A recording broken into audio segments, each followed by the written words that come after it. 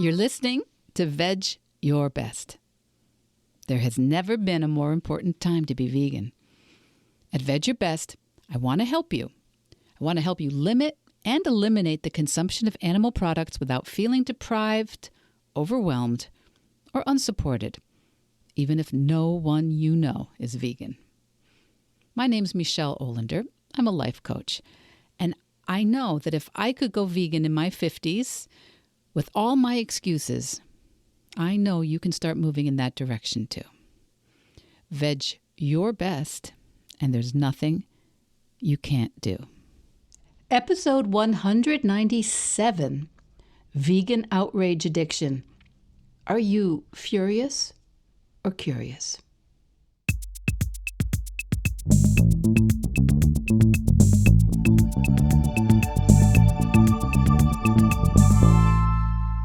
Hey, my friend, my Veg Your Bestie. I've been ruminating a little this week about something, and that can only mean one thing for you, a disorganized podcast episode. Let's see how it goes. And maybe it's, maybe it's the upcoming election. It could be the truly horrific wars that we're witnessing live and in color on our televisions, or that follow us update by update on our phones throughout the day and the night. Maybe it's some of the comments that I get on social media, or maybe it's some of the interpersonal twinges I experience here and there in my family, in my community. Or maybe, honestly, it could be related to turning 65 in a few days. I know, she says, waving Medicare card in hand. And maybe it's having been the delighted recipient of 5 grandchildren in just the last 4 years, with 2 more on the way this summer. I know. I'm feeling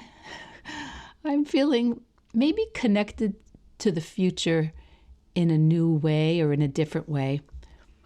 And I'm always interested, always curious in what it is I can do in my one life to cast a vote for the world I want to see. Not just in an election, but in my choices, in my words, in my actions, in my work.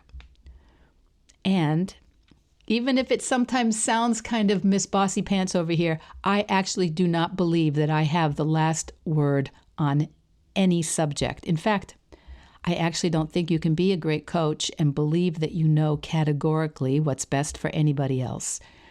I don't know what's best for my clients. I don't know what's best for the world. I think to be a good coach, you have to trust that each sovereign human being is on her own journey, and at the core, people are good. Pollyanna alert.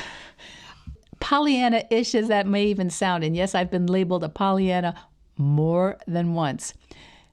If you aren't familiar with that label, it's because it's super archaic, and it usually means an excessively cheerful or optimistic person, and it's based on a novel from even before I was born in the early 20th century about a girl, Pollyanna, who was always more cheerful and optimistic than her exterior circumstances would seem to indicate possible.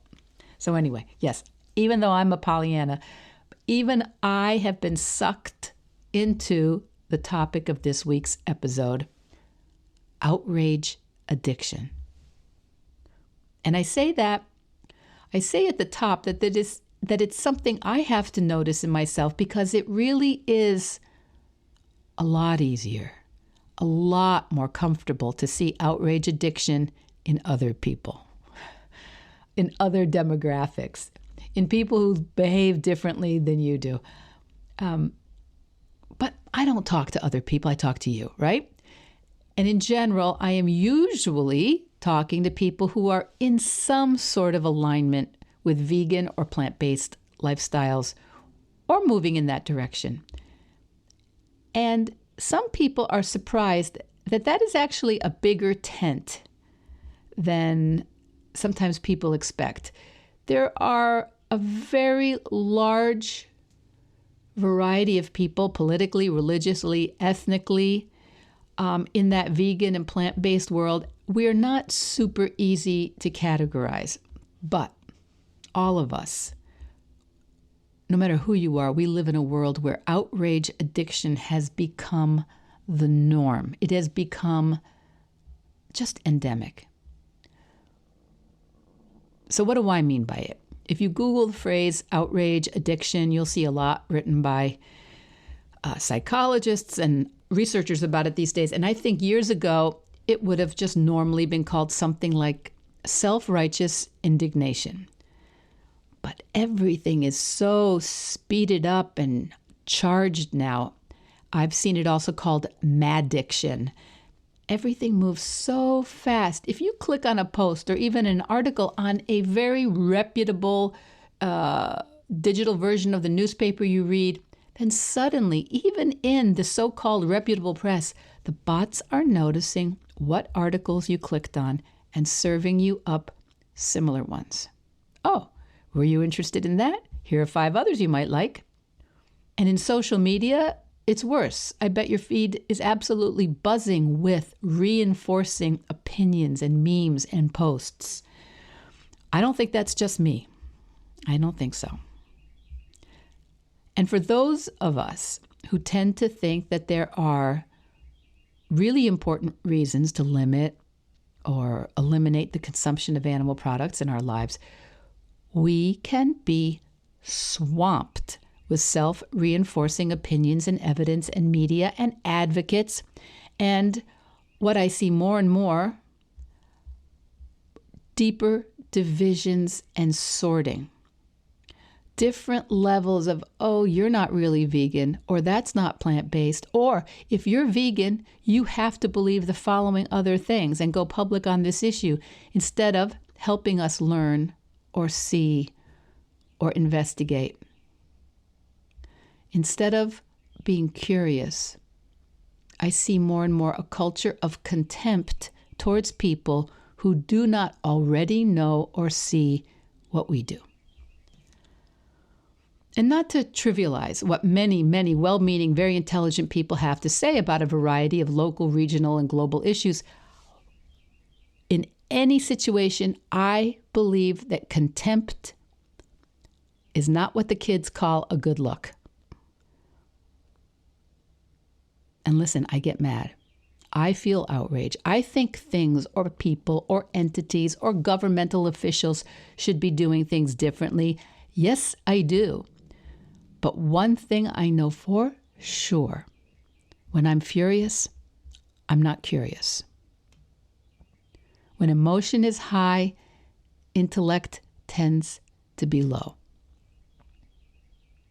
When I'm furious, I for sure have good reasons. You do too. You know, there's a person I was talking about at dinner the other night. God forgive me. There's a person I know who was really, in my view, objectively awful to people that I care about. That's my view. And I can feel that that is really definitive. I can really give you lots of evidence that most of you would probably tend to agree with. Yeah, horrible person. And I can get pretty outraged when some people that I know defend him.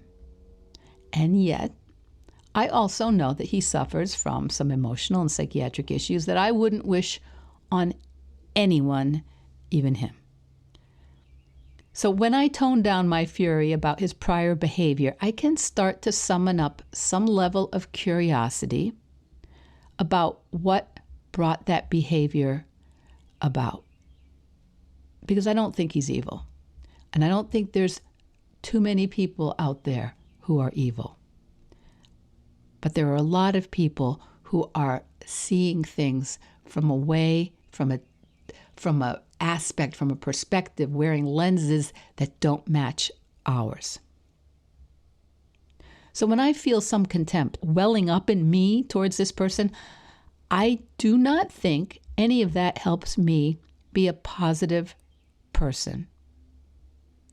My contempt is othering. It makes me see this other person as less than, and it doesn't help anyone. I can fully disagree without contempt, but only if I notice when it's happening. So that's the subject today. I want us to notice when we have good reasons to feel a certain way, but what we're doing is feeling contempt for our fellow human beings.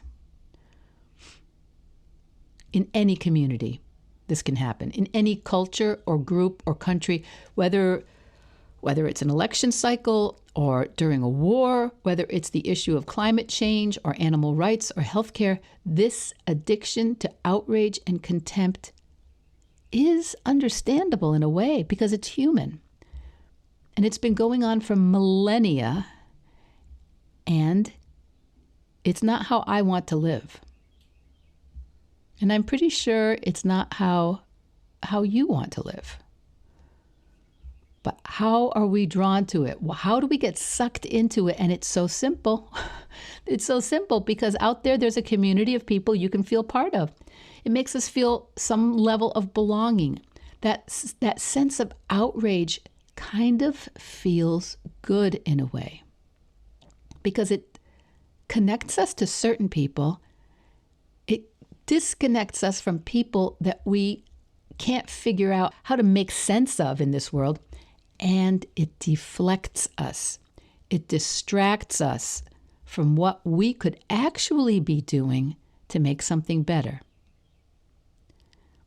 And it distracts us from where we in our own lives feel impotent or incapable or overwhelmed or hypocritical or messy.